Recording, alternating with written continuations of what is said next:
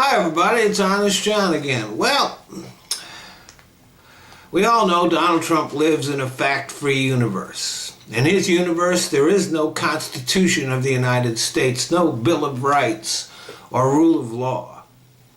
So Donald Trump's executive order banning people from 7 different countries from entering the U.S. is clearly unconstitutional and illegal.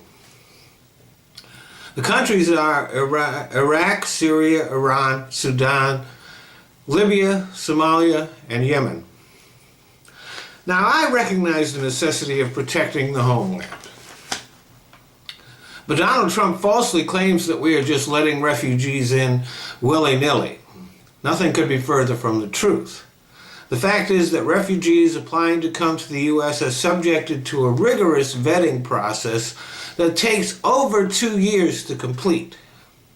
This executive order is another example of Trump's unwillingness to actually learn anything. If he had bothered to learn anything about that vetting process that the U.S. does on refugees, he would have known that.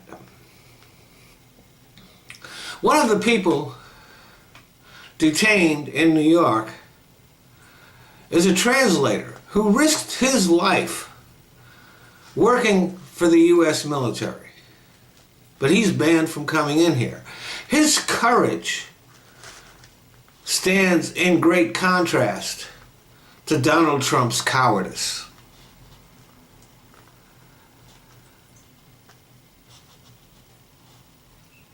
But Donald Trump's order will not make us safer.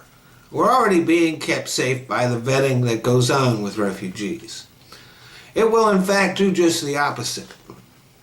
It will make it easier for terrorist groups to recruit alienated Muslims here in the U.S. It justifies the claims of radical Islamists that the U.S. is at war with Islam.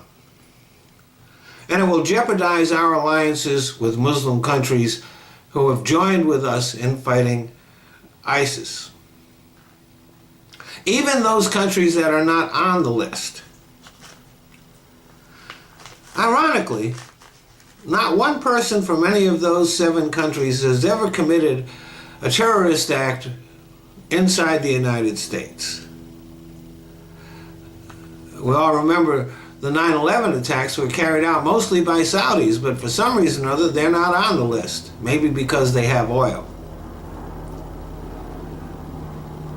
But that's a fact that Donald Trump never bothered to learn.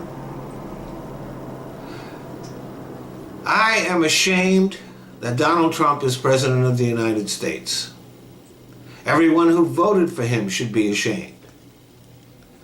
And the people who allowed him to become president, either by casting protest votes for Gary Johnson or Jill Stein, or by not voting at all, should be ashamed of themselves as well. Thanks for listening.